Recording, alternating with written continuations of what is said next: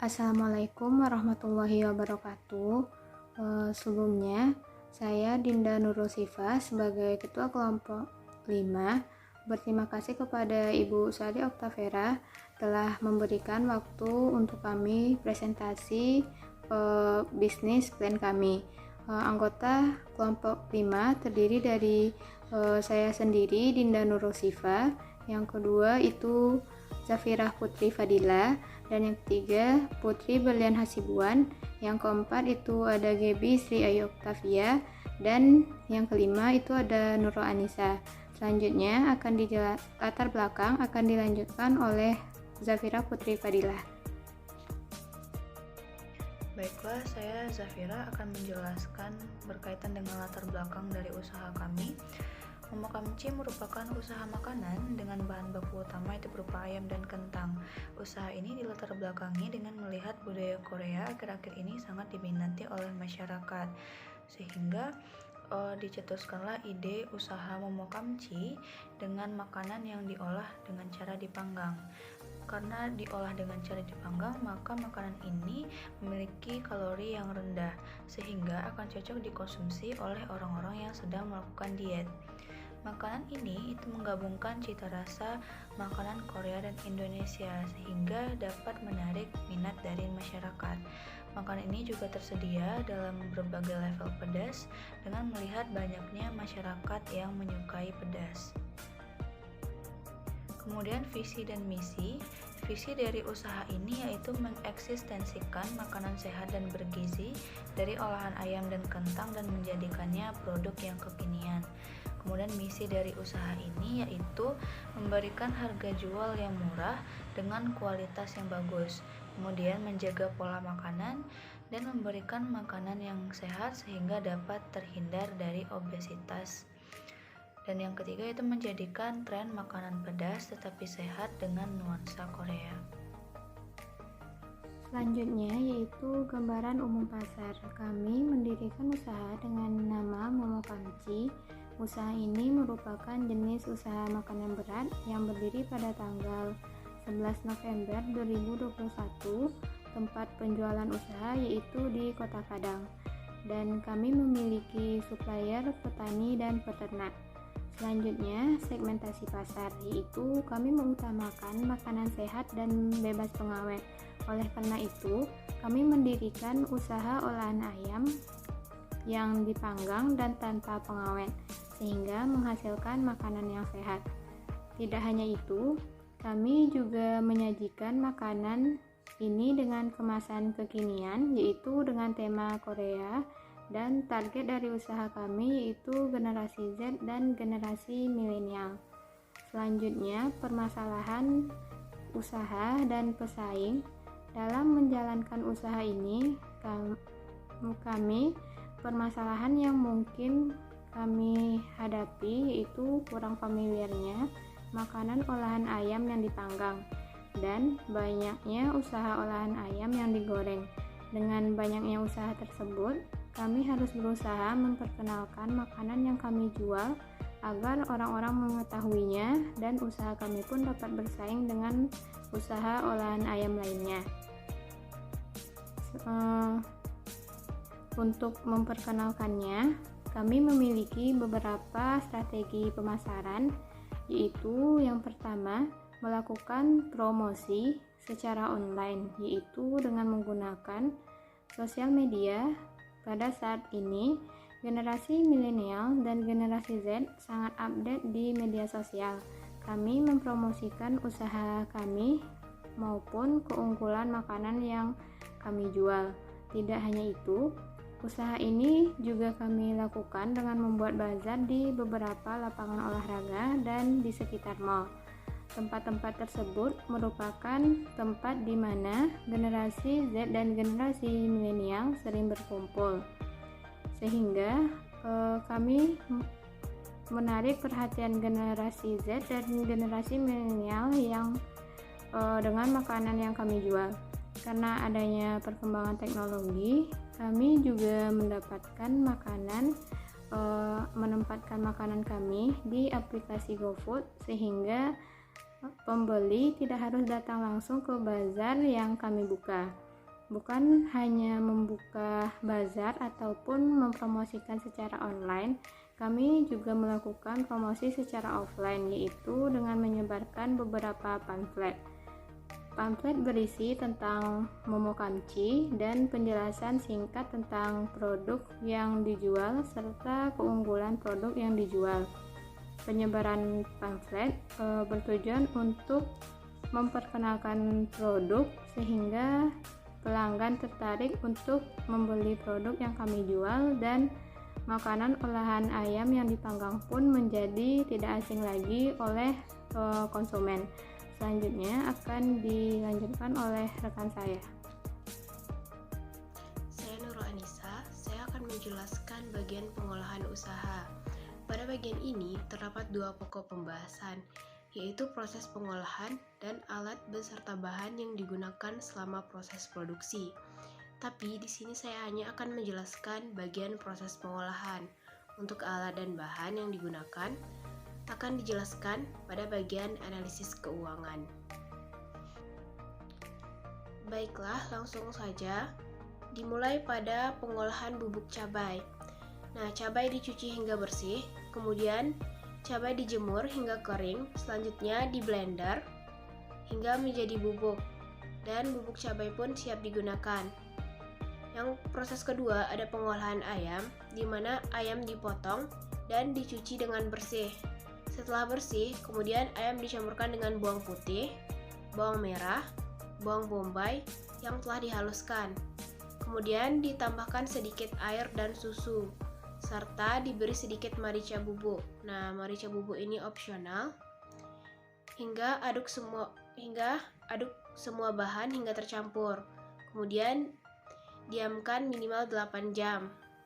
Nah, selanjutnya dicampurkan mentega, kecap, minyak wijen, cabai bubuk sesuai dengan level yang diinginkan oleh pelanggan, dan ayam hingga semuanya menyatu.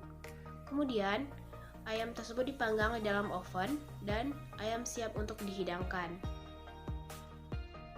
Selanjutnya pengolahan sayur. Nah, cuci bersih wortel, mentimun, selada, dan brokoli. Selanjutnya, potong wortel, mentimun, dan brokoli hingga menjadi bagian yang lebih kecil. Kemudian, kita panaskan air di dalam panci hingga mendidih dan masukkan potongan wortel. Nah, lakukan hal yang sama pada brokoli. Selanjutnya, tiriskan wortel dan brokoli. Nah, wortel, mentimun, selada, dan brokoli siap untuk disajikan. Nah, di sini juga ada proses pengolahan kentang karbo. Di sini kentang dikupas dan dicuci hingga bersih. Kemudian potong kentang agar ukurannya tidak terlalu besar. Selanjutnya, siapkan panci dan rebus kentang hingga empuk. Setelah kentang empuk, angkat dan haluskan kentang. Lalu masukkan irisan daun seledri. Nah, di panci yang lain, tuangkan susu dan mentega. Lalu masak hingga mendidih. Nah, tambahkan merica bubuk dan garam ke dalamnya. Lalu masukkan kentang yang sudah dihaluskan hingga susu menyusut. Selanjutnya, angkat kentang dan kentang pun siap untuk disajikan. Untuk modal dari usaha Momo Kamchi ini diestimasikan sekitar 5.717.000 dengan rincian biaya. Untuk biaya peralatan yang diperlukan itu sebagai berikut. Dengan total yang dapat dilihat yaitu sekitar 4.328.000. Selanjutnya untuk bahan baku dengan rincian biaya total yaitu 889.000 dan biaya lainnya yang diperlukan untuk air, listrik, dan pemeliharaan peralatan sekitar 500.000. Selanjutnya itu analisis BEP. Analisis BEP dilakukan dengan 3 metode. Yang pertama itu metode terburuk dengan perkiraan pendapatan di bulan pertama penjualan itu sebesar 725.000. Maka modal kembali akan diperoleh pada bulan ke-8. Untuk metode normal itu pendapatan di bulan pertama sekitar 1.280.000, maka akan diperoleh keuntungan dimulai dari bulan ke-5. Dan keuntungan pada metode terbaik akan mulai didapatkan setelah bulan ke-4 dengan pendapatan per bulan itu diestimasikan 1.450.000. Dalam membangun dalam suatu usaha bisnis tentu saja sangat dibutuhkannya struktur organisasi tim. Struktur organisasi tim sangat berguna untuk kelancaran dalam membuat suatu usaha bisnis. Dalam usaha bisnis yang dibentuk kali ini, sebagai direktur yaitu Gaby Srayu Octavia akan memiliki tanggung jawab atas jalannya segala kegiatan kewirausahaan, mengkoordinir dan memberikan arahan kepada anggota yang bertugas. Selain itu, ada bidang produksi. Pada bidang produksi memiliki tanggung jawab atas manajemen teknis, pengawasan, dan pengenalan dalam proses produksi. Pada bidang produksi ini akan memiliki pemilihan alat dan bahan yang berkualitas untuk produk perusahaan, serta memperhatikan keamanan pangan yang akan digunakan dan mengontrol area dapur. Untuk bidang produksi akan dipimpin oleh Nurul Anissa. Selanjutnya yaitu ada keuangan dan administrasi yang memiliki tanggung jawab dalam manajemen keuangan. Pada bidang keuangan dan administrasi ini akan memiliki tugas untuk merumuskan anggaran dana yang dibutuhkan untuk berwirausaha, mengelola keuangan berupa modal dan laba, dan melakukan pengawasan dan penjagaan dokumen usaha. Pada keuangan dan administrasi ini akan dipimpin oleh Dinda Nurul Syifa.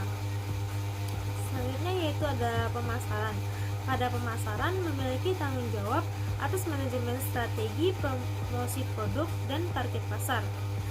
Pada bidang pemasaran ini akan mempunyai tugas sebagai perkenalan produk perusahaan kepada masyarakat dan berusaha mencapai target penjualan yang akan ditentukan serta membuat strategi dan rekapitulasi penjualan. Pada bidang pemasaran ini akan dipimpin oleh Putri Berlian Hasibuan. Selain itu juga ada bidang SDM. Bidang SDM ini memiliki tanggung jawab atas kegiatan rekrutmen, pengelolaan, dan pengarahan karyawan. Pada bidang SDM ini akan dipimpin oleh Zafira Putri Fadila. Selanjutnya akan dilanjutkan oleh analisis SWOT. Selanjutnya ada analisis SWOT. Analisis SWOT terdiri dari 4 kriteria. Yang pertama ada strength, yaitu kekuatan. Kekuatan dari ide bisnis ini adalah makanan sehat dengan keunikan dari rasa dan sajian.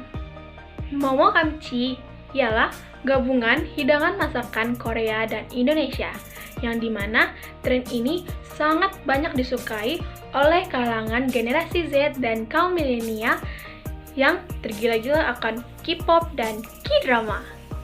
Yang kedua, ada weakness, yaitu kelemahan. Tentunya setiap usaha mempunyai kelemahan.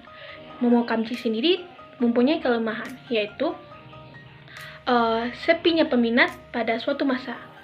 Yang kita tahu bahwasanya tren budaya Korea sangat meningkat untuk saat sekarang ini. Tetapi untuk masa yang akan datang kita tidak akan tahu bagaimana budaya tren Korea akan menurun dan Momo Kamchi akan jadi sepi peminat. Ketiga ada opportunity, yaitu peluang. Peluang yang terbesar pada ide usaha bisnis Momo Kamchi adalah ayam dan kentang. Yang seperti kita tahu, ayam dan kentang tidak akan mempunyai sepi peminat. Baiklah, yang terakhir ada threat, ancaman. Ancaman terbesar dari usaha bisnis ini adalah plagiarisme, baik dari ide maupun metode penjualan. Tentunya jika hal ini terjadi, maka minat pembeli akan terbagi. Dan juga ancaman lainnya yaitu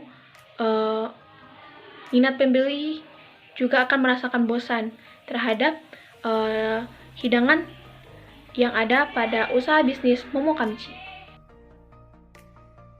Selanjutnya, bagian kesimpulan.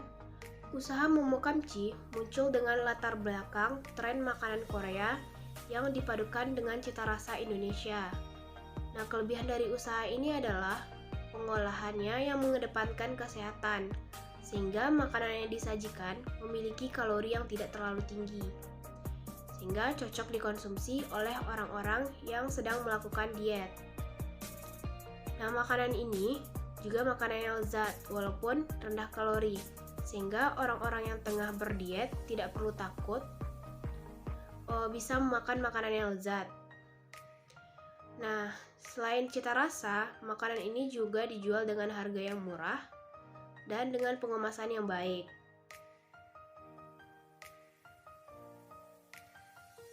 Baiklah, sekian presentasi bisnis plan kami. Kami akhiri dengan Assalamualaikum warahmatullahi wabarakatuh.